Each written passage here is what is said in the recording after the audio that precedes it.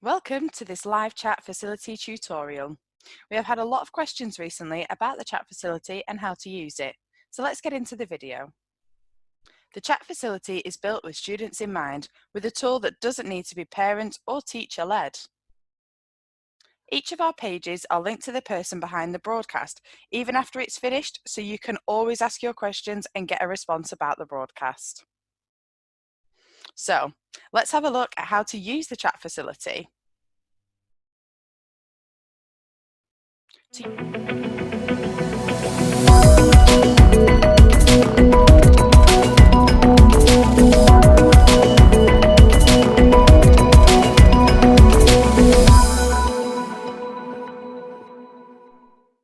Welcome to this live chat facility tutorial. We have had a lot of questions recently about the chat facility and how to use it, so let's get into the video. The chat facility is built with students in mind, with a tool that doesn't need to be parent or teacher led. Each of our pages are linked to the person behind the broadcast, even after it's finished, so you can always ask your questions and get a response about the broadcast.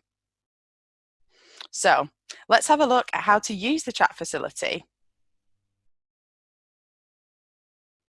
To use the chat facility, the first thing to do is to type your comment or question into the chat box.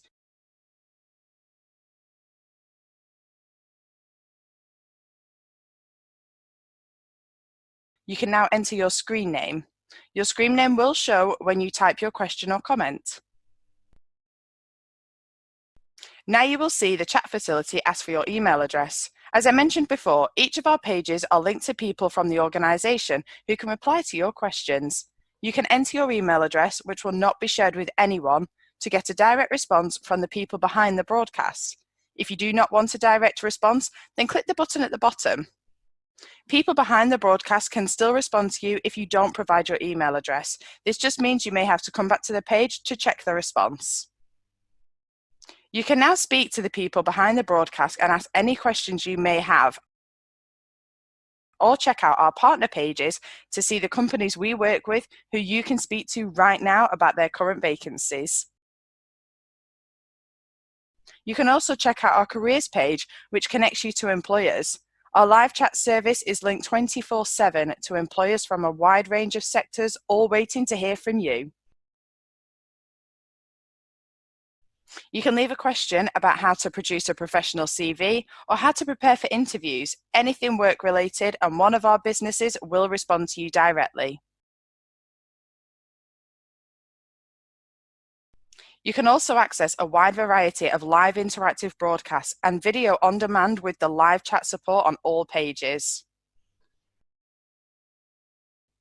Now this bit is for the parents, guardians and teachers. The best bit about the live chat facility is that it is completely moderated, so you don't need to worry if your young person leaves a silly comment, as it will only show on their screen and no one else's.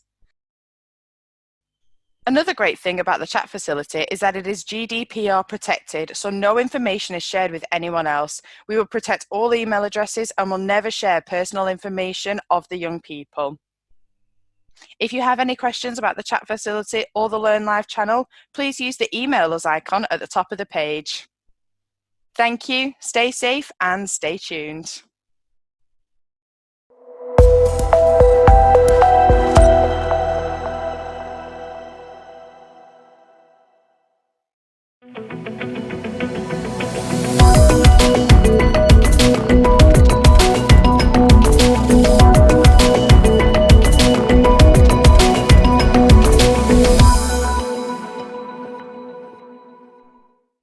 Welcome to this live chat facility tutorial.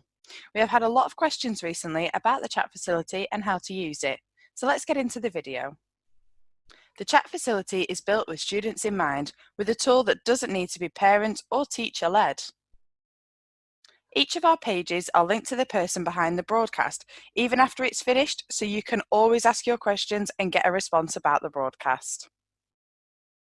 So, let's have a look at how to use the chat facility. To use the chat facility, the first thing to do is to type your comment or question into the chat box.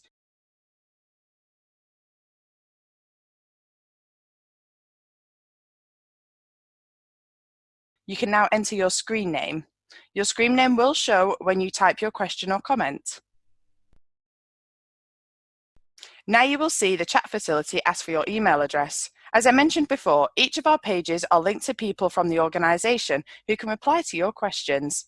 You can enter your email address, which will not be shared with anyone, to get a direct response from the people behind the broadcast. If you do not want a direct response, then click the button at the bottom. People behind the broadcast can still respond to you if you don't provide your email address. This just means you may have to come back to the page to check the response.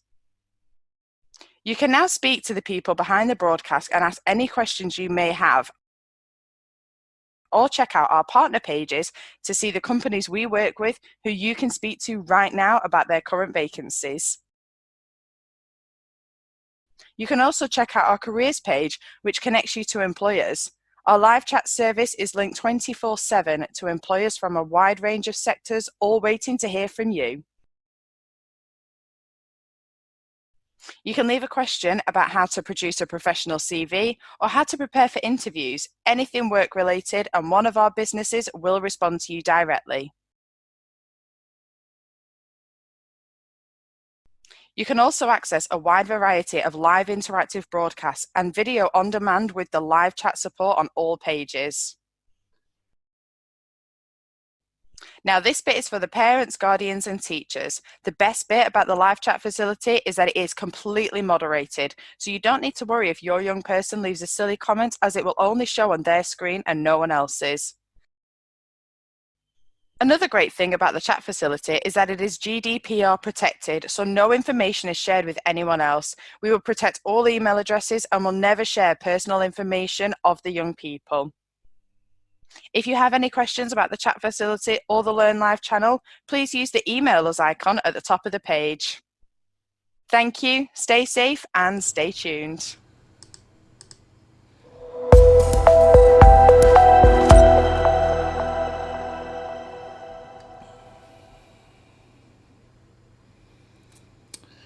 So good afternoon everybody, and welcome to this Careers and Enterprise Company broadcast on Gatsby Benchmark 1 Module 4.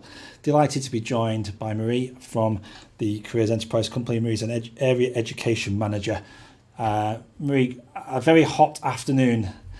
Thank you for joining us. Just tell us what we can look forward to, please, over the next 50 minutes or so. Well, first of all, thank you to everyone. It's lovely to see how many of you are all signing in on this hot afternoon. I wasn't sure if it would just be me here. This afternoon is the final module on the Benchmark 1 workshop, and it's kind of the culmination. It doesn't end the cycle, it's kind of part of the cycle. So we're going to close that evaluation loop. So considering evaluation of your programme and how it can then kickstart the whole process again around your intent, etc. Fantastic. We always say this for all these modules, but if you could let us know, and some of you already have on the live chat, where you're coming in from. Hello, Preston's College, London South East Colleges, and also Imberhorn, I'm getting that right, Imberhorn in East Grinstead. Sorry if I got that wrong. Also where you are in the country as well, so name of your school, college, and where you are. That'll be fantastic. And of course, Marie will give us this presentation in 4 parts. You'll stop after each part to take your questions, so keep those questions coming in throughout the course of the next 50 minutes or so, and use the live chat to do that. And I love Pat. Oh, good to see Pat. Hi Pat from Oakwood. I'm glad you could join us. I'm sure it's very hot down there where you are today. All right, I'm going to invite Marie to take us through the first part of Module 4, and this is the aims of this broadcast. By the end of this final module webinar, what you will be able to do is understand how to get feedback on your key interventions to effectively inform your programme, identify an appropriate evaluation process for your school or college, and understand how to use evaluation to continuously improve your careers programme. Before we get started, I wanted to just spend a little bit of time on the language in Benchmark 1 around evaluation and feedback. So the benchmark states that the programme should be regularly evaluated with feedback from students, parents, teachers and employers as part of the evaluation process. So what we're going to consider today is what feedback to seek, from who, how to use it, and what evaluation to seek, who does that evaluation, and how to use it to construct the right evaluation process for your school or college. So the best place to start is by asking ourselves this question, or these two questions. What is the purpose of evaluation, and what exactly should be evaluated and by who to meet this purpose? And it would be great to see some reactions in the chat to pick up on in the break so we can share thinking on this one. What we're going to try and do through this session is try and identify that sensible route through an evaluation process by trying to identify the necessary parts. I guess a basic response, if you like, to this question might be that continuous improvement to your careers programme relies on evaluation based on feedback from your key stakeholders. But as I say, it would be really good if you could share your thoughts, your thinking in the chat, and we'll pick up on it in the break. It is quite crucial to identify that although feedback and elements of evaluation may be collected from key stakeholders, the principal evaluation will be undertaken by you as a careers leader. That may be with support from a link governor or an enterprise advisor, but principally it will be undertaken by you as a careers leader. So let's consider then the difference between some quite key concepts. What is the difference between feedback, evaluating implementation, and evaluating impact of your programme? And again, I'm interested to pick up on your thoughts on this in the break. To get the thinking started, we can kind of maybe define feedback as feedback suggesting capturing reactions and feelings in order to inform a review as a basis for improvement. Evaluation is a bit more about making a judgment on information, including feedback trends and outcomes. You may want to consider separating out, as I've put in this slide here, evaluating the implementation, the delivery of your programme, separate to evaluating the impact of your programme. So we'll just spend a little bit of time kind of thinking about that.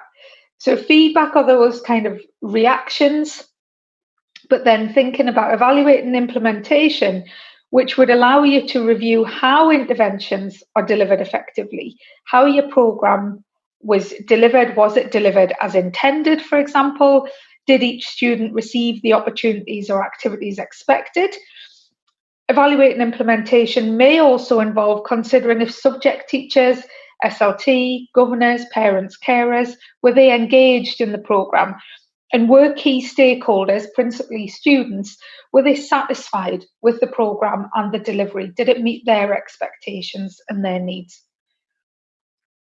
Thinking separately about evaluating impact, that would allow you to consider how your programme influences outcomes. And that could be student knowledge, skills and attitudes. And it could be other outcome measures such as destination data as well.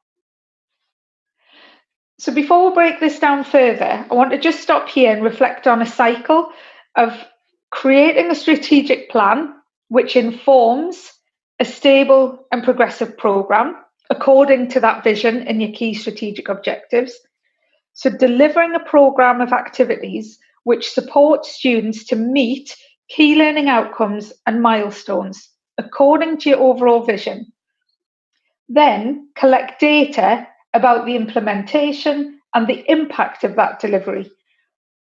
Moving on to evaluating the evidence collected and review and reflect on the vision and the strategic objectives and therefore the programme content going forward. So I'm going to pause there for a moment, but when we reconvene after a short break, what I want to look at is being a little bit more clear and unpicking the element of this cycle around collecting data. So we'll look at what could collect data mean. Thank you, Marie, for that. So that was part 1 of module 4. It was really useful to go over and recap of what evaluation looks like, and also the breakdown of the language there. Really, really helpful. Thank you for doing that. And your colleague Rachel, I think it's Rachel, is Kelly on the live chat as well today? If they are, they're doing a great job. They're already starting to engage. So Rachel and Kelly will take some of the questions as well. Rachel's put a question there. What do you want to get from the evaluation process? And also, do you have innovative ways to collect feedback or session evaluation that does not involve a questionnaire? So I think yesterday what we saw was some really good best practice coming in, wasn't they, from other teachers? So feel free to share. And also I'm going to ask Rachel to put up the, hi Kelly, she just said, yes, I'm here. Please put up the email address, education at, where people can send in those best practice resources and ideas, all very welcome, and to help other teachers on this call. Marie, is there anything that you wanted to pick up at this early stage? I mean, we were just picturing people sat in their gardens now. It'd be good to know how many people are sat out in the sunshine listening to you today. I'm sure there'll be a few. I know I would if we had the choice. Yeah, is there anything that you want to reflect on from what we just discussed there on evaluation? Really, it was just to kind of pick up on, first of all, it's brilliant to see how many of you are joining us from literally all over the country. Lovely to see familiar names, faces, well, not faces, but familiar names, not just from these sessions, but from our network as well. So it's, I've met Tracy from the Copper School, so it's lovely to see you here, Tracy, but and lovely to see so many of you back from previous sessions as well. So I think we're really going to kind of get going about kind of how we do this in the next session. So that first bit was just kind of preparing the ground a little bit. So I'm hoping that we'll get lots more questions in the next couple of bits. So yeah, absolutely. And we did yesterday as well. So Alison just said it's not really innovative as such, but we are planning more focus groups this year. And Andrew said we are also doing the same with careers champions to gather their peers' thoughts and feedback. And we saw that a little bit, didn't we, yesterday with this idea of young people becoming the champions within the school on careers, which I think was interesting, and using school council as well, as Pat said there, from all year groups. So yeah, that's the sort of discussion I think we'll start to see in the next sort of 10, 20 minutes. So I'm going to ask you to go then into the next part, which is data collection, key event feedback. So Marie, if you could start your presentation on that bit. Thank you. So let's really think about the collecting data stage of that cycle. We're going to look at 3 elements of data collection. We're going to look at key event or initiative feedback. We're going to look at stakeholder evaluation of your programme, and we're going to look at outcomes as well. So the first element that we're going to consider is key event feedback. This is a really good opportunity, please, to share your current practice to support colleagues, and really thinking about how can feedback at a key intervention or event level be easily captured, and most crucially, how can it be recorded in order to be evaluated? So please do kind of add your thoughts on this. How do you approach this? What good practice have you seen? Please do add that into the chat. So how do you capture that feedback on interventions and events? But more importantly, how can you make sure that that feedback is recorded to then support an evaluation process? Now, this list is by no means exhaustive, and I hope that there's more ideas popping into the chat than are on this screen at the moment. Your method for collecting feedback on key events and activity will really depend on the activity and your cohort. So the examples that we've got here are those kind of quick response answers, potentially as students leave an event. So emoji, post-it quick response capture, And that question about what you're trying to get a reaction from would change based on the event. Was it of value? Did you develop teamwork? Things like that. A lot of colleagues use SurveyMonkey or similar tools to collect that data, maybe after the event. Also, it might be getting from whoever was involved in the event, because remember, this isn't just about getting student response. If you've had employers involved or staff involved, even kind of sharing this with with parents as well, it could be looking at that, what works well and even better with. That's the WWWEBW. So what works well, even better with. You might want that kind of reaction, or you might want kind of a longer questionnaire in order to capture it. But as I say, this list is not at all exhaustive. In terms of the questions to ask, as I said, it could be of students, it could be of teachers, could be of employers, could be of parents, carers. In the resource tab, there's a suggested template for capturing feedback. It does come with a warning, a health warning. Some of the methods that in the previous slide are about really short, sharp responses, and that might really suit particular cohorts. It might suit particularly time pressures, just to get that really instinctive response to an event or an activity. For example, an emoji chart as students leave an event. You may wish to use this template that's in the resource tab as it is. It is a questionnaire, or what you may choose to do is to lift and amend the questions to put it into another feedback collection format.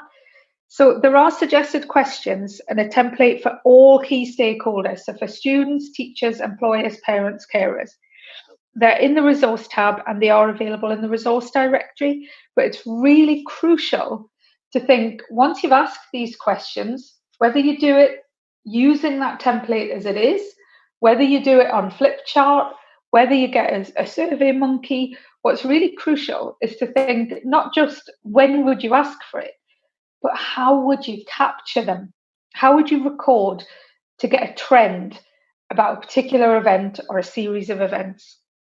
So please do share your tracking suggestions and the processes that you use in the chat. Don't forget to use this feedback as a narrative, really thinking about to strengthen and support employer engagement.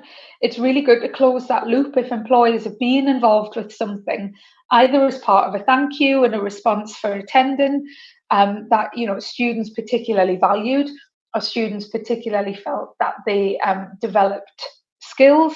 It's really important to close that loop with employers, either, as I say, in a thank you, or maybe when you're going out to ask them to support with future events, just to validate the impact that the events have on young people.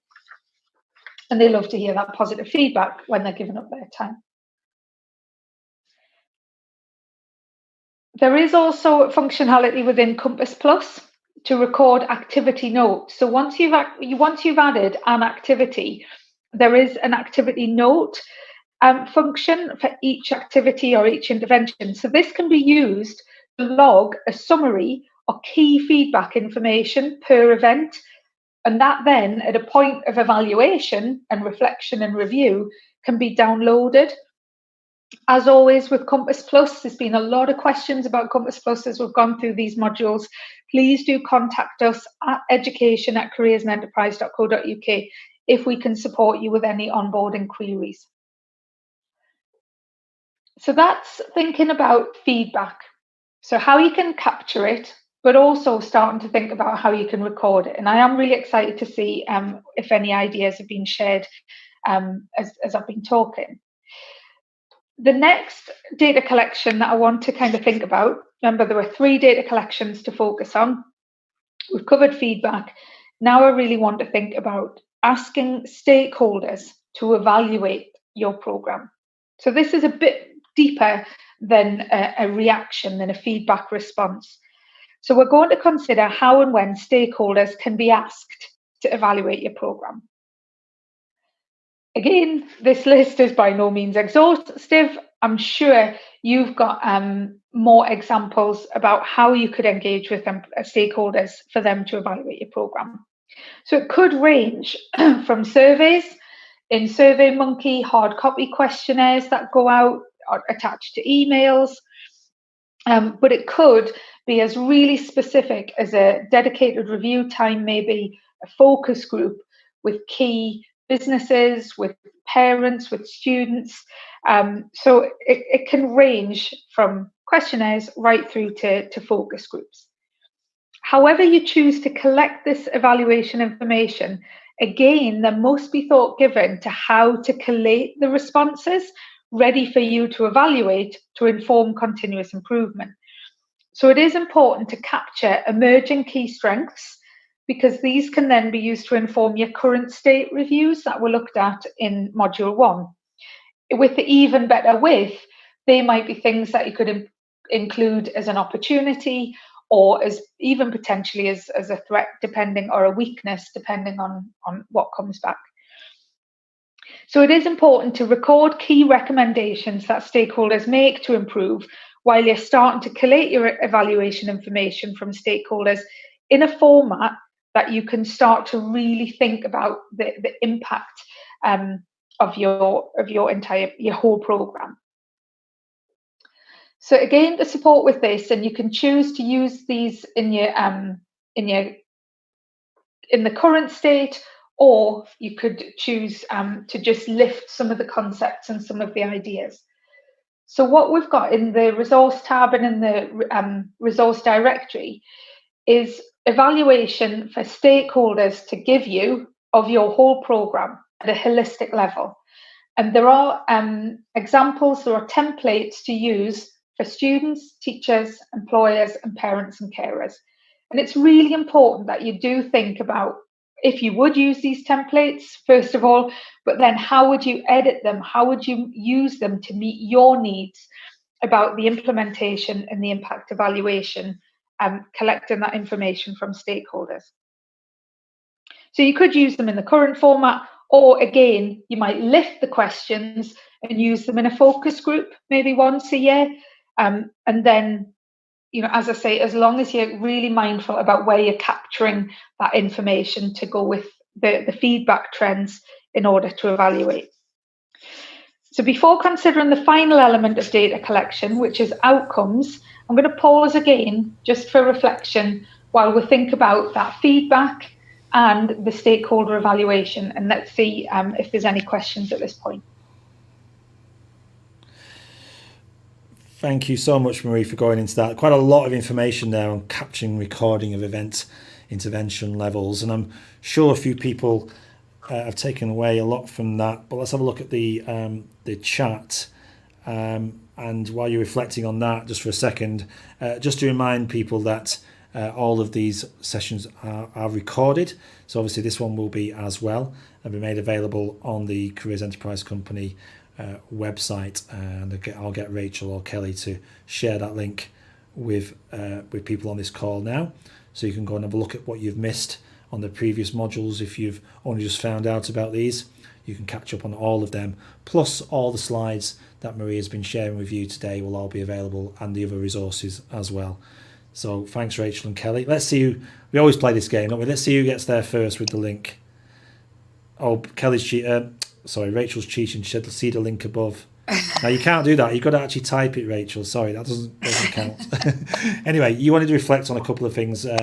Google Drive and quick video record.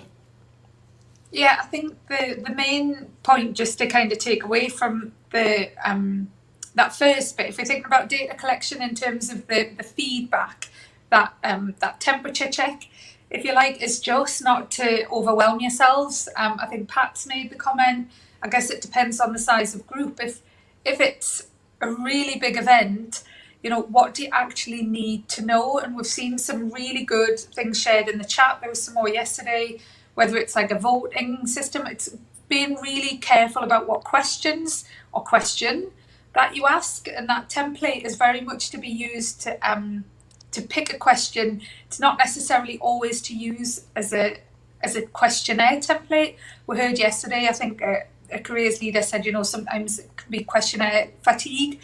And as a careers leader myself, I remember just being absolutely overwhelmed with like just having all these responses, but never really having the time to tease out a narrative from it. So I think that's what's really good. Somebody's recommended Google, because then you can track and do some analysis in Excel. And that's the crucial bit. As long as you're getting the narrative, getting a sense, getting what was the response, what is it that you wanted that feedback on, but really kind of go easy on yourselves on that one. But brilliant to see that use of students as well. And that quick video record to get student feedback is brilliant. I mean, to put something like that on a website, or just in briefings, have it on people's radar, I think is fantastic. I think it's really impactful. Yeah, definitely. Thank you. And somebody else called Marie, not you. I don't think you've had the chance to type this one. I'd asked for Marie was, does anyone have an example of where they have collected data, made evaluation and implemented positive changes / quick wins? So if anybody else on here today can help Marie with that question, I know a few people will be able to support Marie and help her there.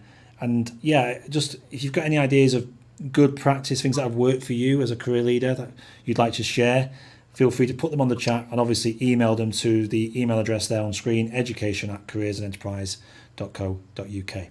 Right, I'm gonna crack on, Marie, if that's okay, because the next section is interesting. It's about data collection and the outcomes, and what we can go from evaluating the impact and outcomes and the questions that you will need to ask. So let's look at that section now. Thank you. So the final element that we're going to look at today around collecting data as part of an evaluation process focuses on outcomes. And you can see I've kind of identified destination data obviously is key, but we can start also to think about any impact on attainment and progress. And also really crucially, linking back to that second module about learning outcomes, is thinking about what impact has the programme had on students' skills, knowledge and attitudes.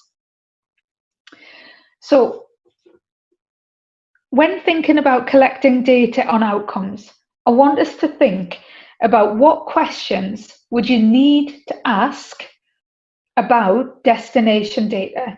How would you interrogate that data set in order to start to kind of understand any impact?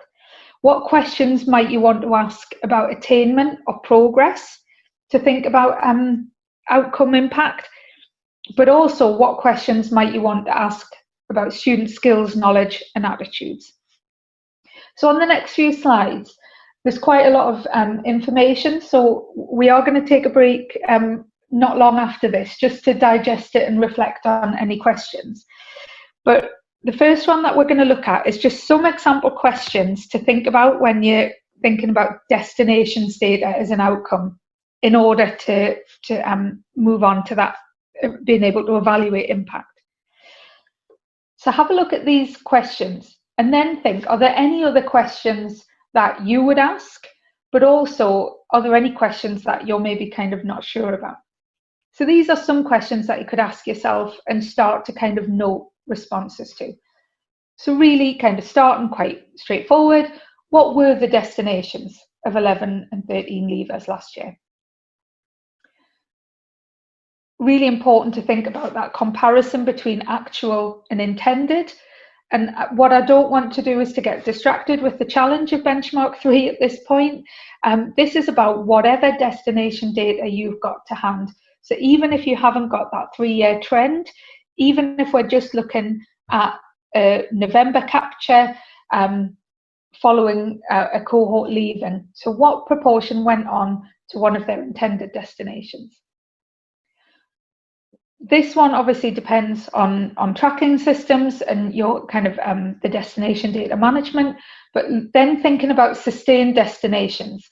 And what does that mean, particularly around that proportion that have sustained, or even the destinations data? It could be about looking at that per vulnerable group as well. Are there any trends in there? And then what proportion went on to A levels, T levels, level 3, but then looking at it not just as a cohort, but you may want to overlay with specific cohorts as well, particularly linked to any strategic objectives that you'd shared. So they're just some suggestions.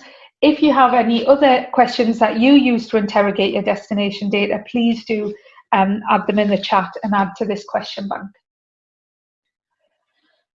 Thinking about attainment and progress, this isn't something that sits under the direct responsibility purely of a careers leader, but it could be worth just looking at attainment and progress data just to understand where careers sits within that and any potential impact. So some potential questions are just for your awareness really as a careers leader.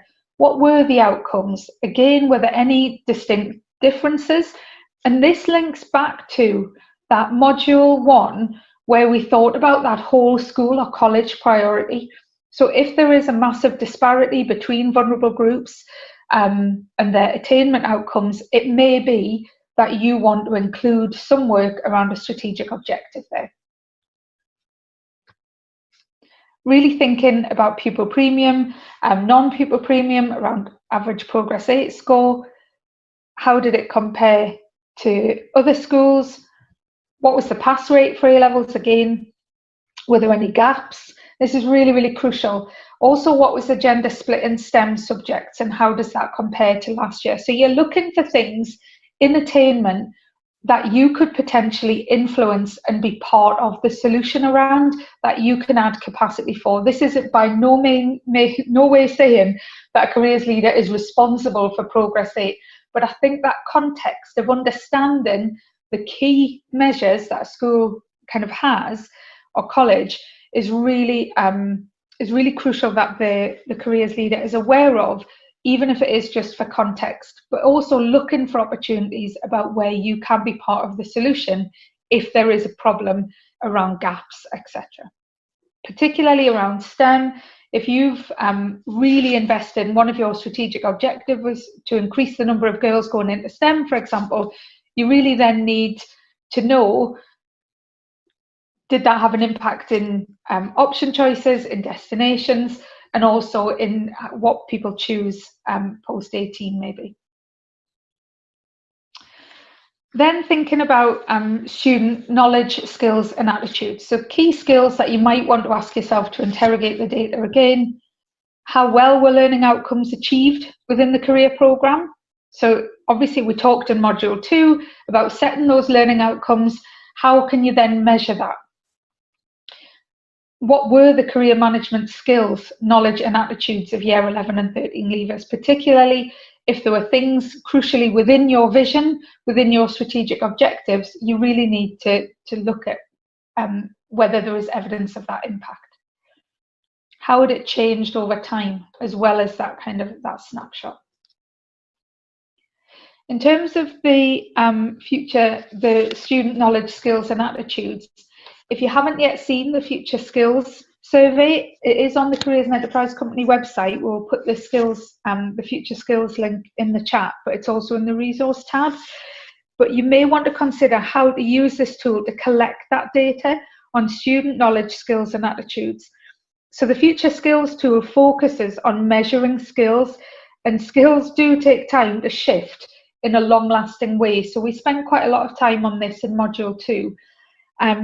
And it is really advised that you use this tool no more than once a year with Key Stage 4 or Key Stage 5 students.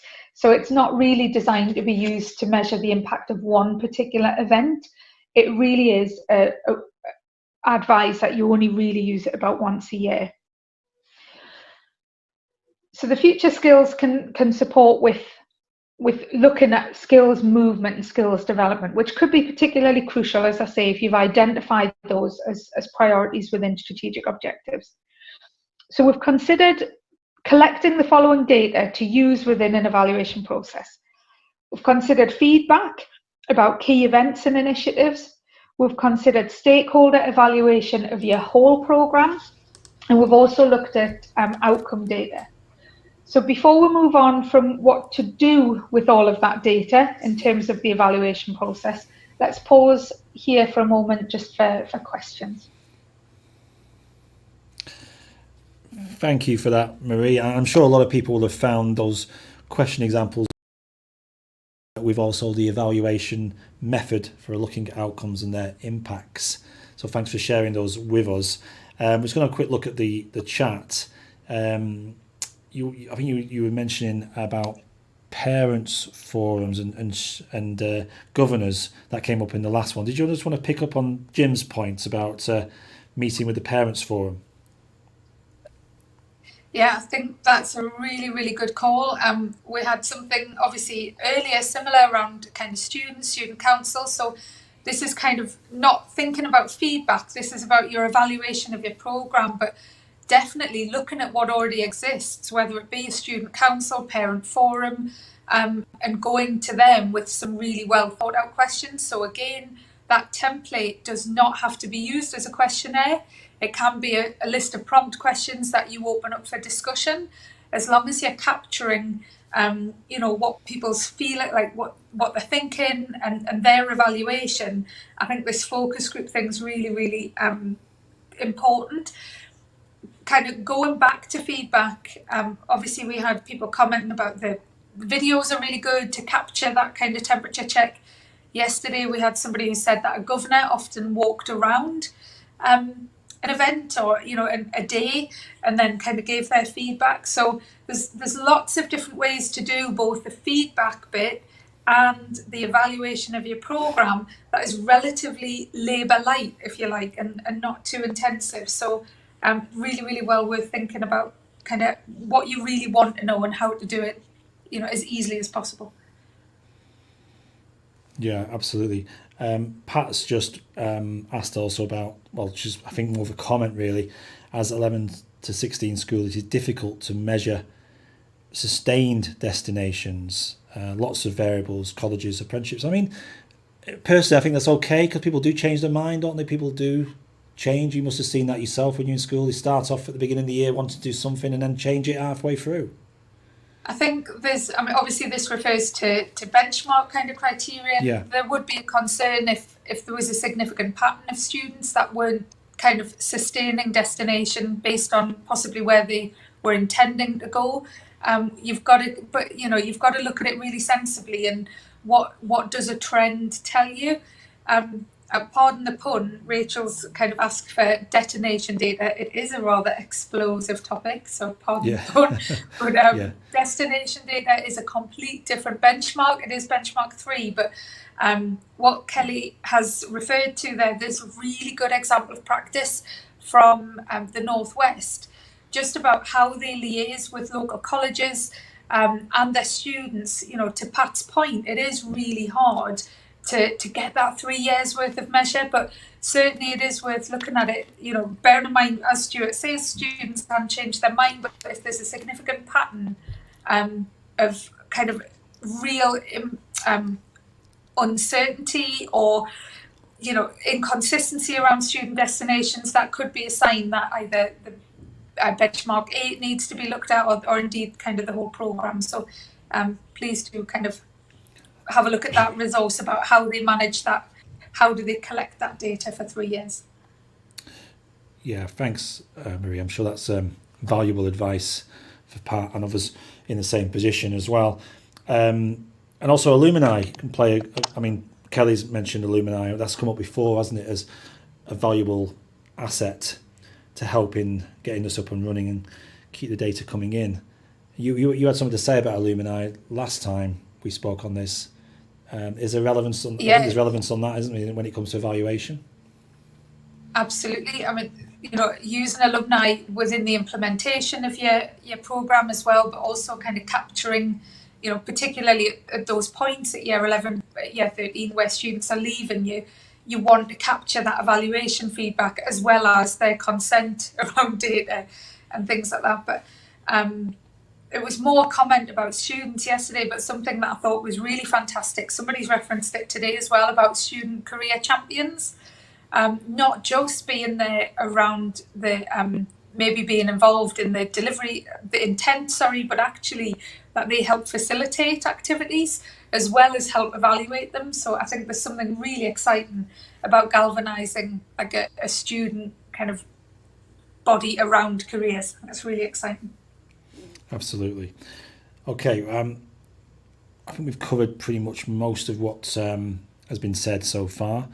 So thank you for going and helping with those questions, Marie. I'm going to ask you to move on to the fourth and final part of this module 4, which is evaluating the evidence of delivery and impact. The exciting bit. It is indeed. This is what it's all been leading to. Thanks, Marie.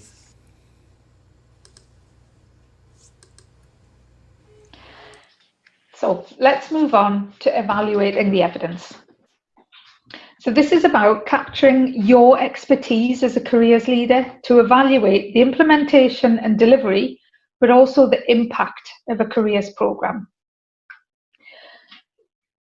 So we've thought about data collection as covering feedback, evaluation information from students, parents, carers, employers and staff, and we've thought about outcome data.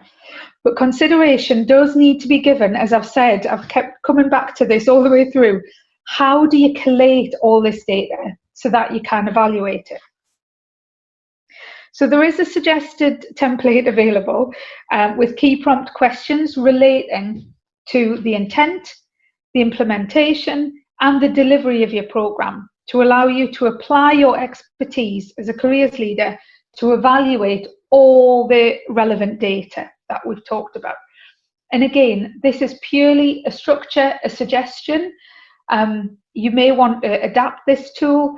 It is available in the resource tab and through the resource directory on the Careers and Enterprise Company website.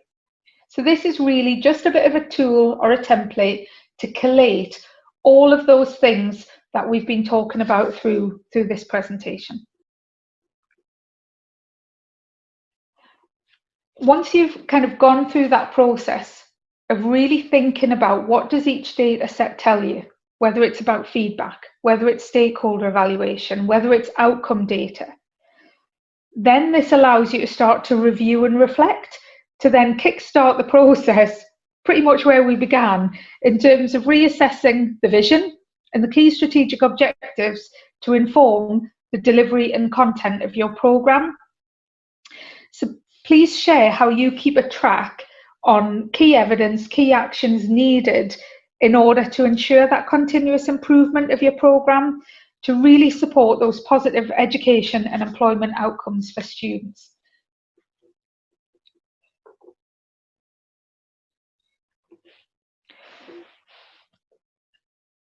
At this point, there is one final template. I hope you're not getting too overwhelmed with all these templates and resources, but each template, I'm just going to flick back a slide, each template fits with a different element of this cycle.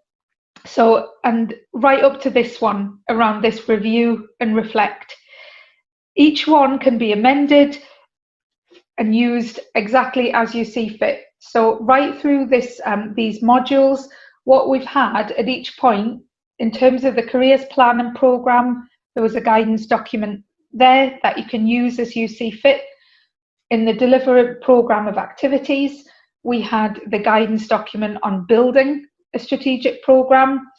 Then today, what we've covered around collecting data are some templates for capturing feedback, for capturing stakeholder evaluation. Then we've got the opportunity to then start evaluating that evidence and just some prompt questions and a template and a format for you to capture your expertise and your own analysis of that data. So the final template is around this review and reflect, and it really starts to then feed back in to that first resource that we did way back in module 1, which is around the vision, strategic objectives for your strategic plan. So the final template to consider, and again, please use this as you see fit, is around capturing your evaluation, ideally on an annual basis. The annual review of careers programme checklist helps around checking your statutory compliance, but it also just kind of reminds you, ensure that feedback, stakeholder evaluation, that outcomes have been considered and that they are informing continuous improvement to your programme. And a checklist like this might be really, really good to sit down with your enterprise advisor, Link Governor, Link SLT or SLT colleagues and go through that with them. So as I say, this is almost kind of a full circle, because what comes out of this in terms of your key actions, but your key evidence, it might prompt a review of your vision. It might prompt a review of your strategic objectives. It certainly will inform your current state and strengthen that, because it will be absolutely supported by evidence. And it may have some influence on the learning outcomes that you set for young people. One thing that this absolutely highlights here is that this absolutely suggests that the work of a careers leader is absolutely never done. It very much is in that absolute cycle of continuous improvement, always with that really crystal clear focus on the outcomes for young people.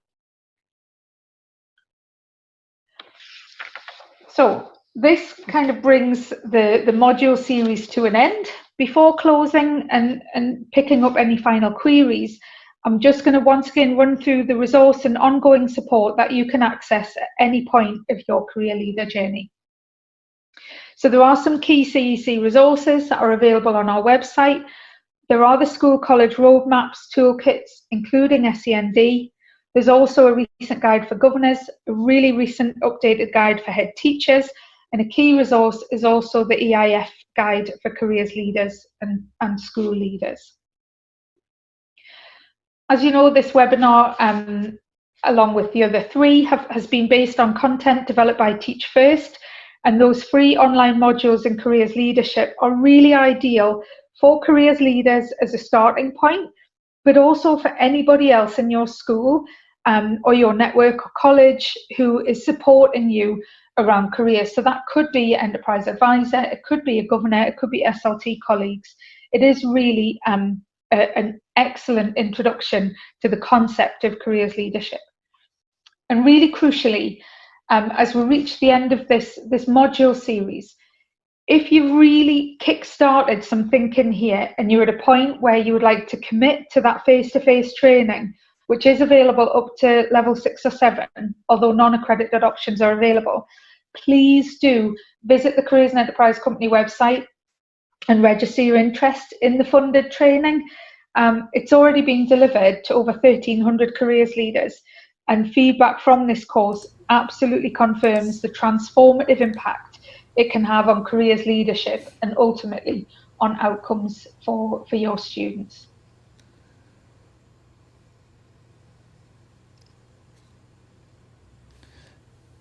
Thank you for that, Marie, and thank you so much for showing us how to evaluate the evidence of delivering and the impact it can have as well. Yeah, that was it. That was the last part of Module 4. So I was going to see what your audience has been saying about that bit. There is just want to come straight to Hazefield point, because there's just some, not confusion, but just want to clarify what that means. Can you help there with that question? So basically it was about the template links to which element. You probably know more about it than I do. So can you just try and help with that question?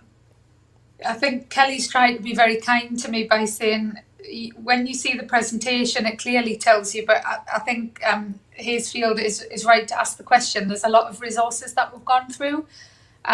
So in terms of that collection of data, there's templates today for getting that quick temperature check feedback and the evaluation of the programme from different stakeholders. So they're your two kind of questionnaire type templates to be adapted. Then when you're thinking about kind of the evaluation, the process of it, that's called evaluating the evidence document, and that's where your expertise as a careers leader really comes to bear. So you're pulling in, however you've created that narrative, or where you've got a sense of what the feedback told you or the evaluation of your programme told you. So that evaluating the evidence document kind of helps guide you through, right, what was each element telling you, and it's a set of questions. The bit to the point from a comment really early in the session about how can you show where feedback has shown a difference in how you implement a programme, that's the annual checklist. So I really recommend that this is done once a year. In normal times it would be done in the summer term, but I appreciate this year is a bit different potentially, but please kind of use that annual checklist to think, right, what did all that evidence tell me? What did that evaluation tell me? am I still compliant with statutory guidance? Have I done kind of key things, but also what are actions? So not just what did the evaluation tell me, but what are my actions? And then it almost kickstarts that whole process again. What does that mean then for my intent? What does it mean for my strategic objectives? So they should kind of go in a flow. So it would go like the questionnaire templates to the evaluating the evidence, all feeding into that annual checklist. Somebody recommended yesterday that cycle document that was on one of the slides, that we list there which resources go with which bit, and I think that's a really good idea. We're probably going to do that. Great.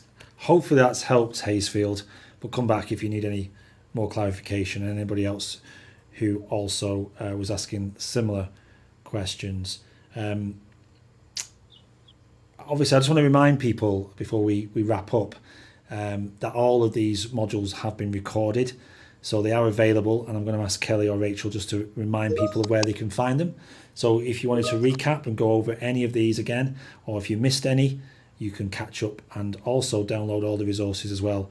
There you go, Hazefield, amazing, thank you. I think you've helped in that clarification. Thank you, Marie, for that. And also, we've not quite finished, have we? I know we're wrapping up today, but we've got a surgery to look forward to on Friday at 11 o'clock. And I think everybody who's been involved in these modules can come to that. So Rachel's just put up there the sign up for the surgery. So just tell us what's going to happen on that surgery, please, Marie. Yeah, I think we've really enjoyed kind of being able to do these sessions. It's been really, really brilliant for the amount of really good practice that's come in and being shared in the live chat. I think it's just been so valuable.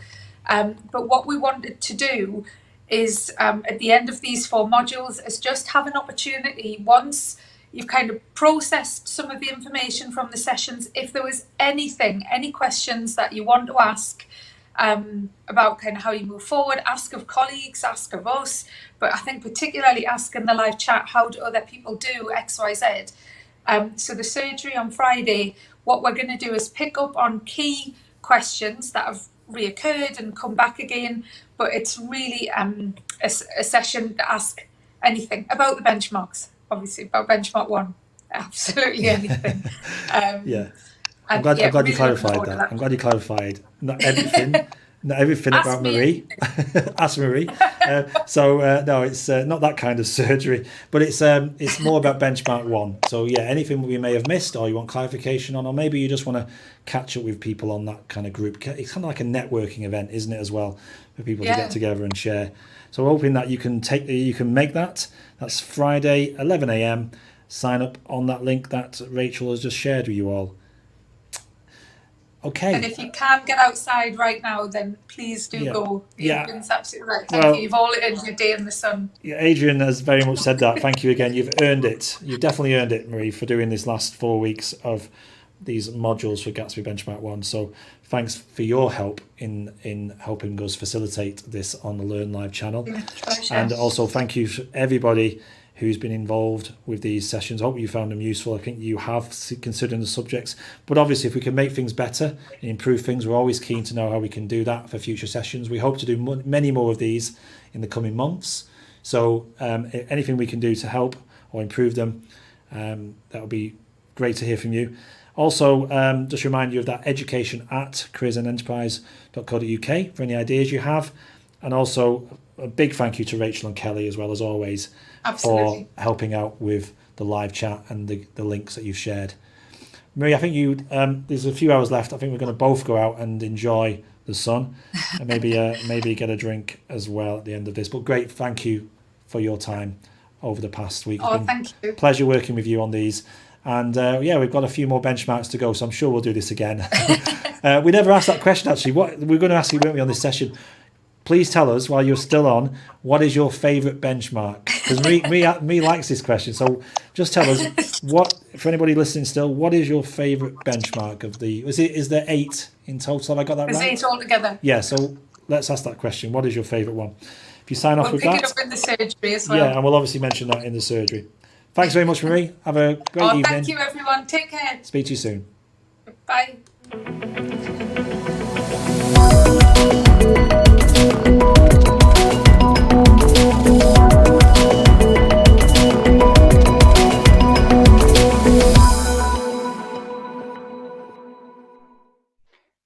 to this live chat facility tutorial. We have had a lot of questions recently about the chat facility and how to use it, so let's get into the video. The chat facility is built with students in mind, with a tool that doesn't need to be parent or teacher led. Each of our pages are linked to the person behind the broadcast, even after it's finished, so you can always ask your questions and get a response about the broadcast. So, let's have a look at how to use the chat facility. To use the chat facility, the first thing to do is to type your comment or question into the chat box.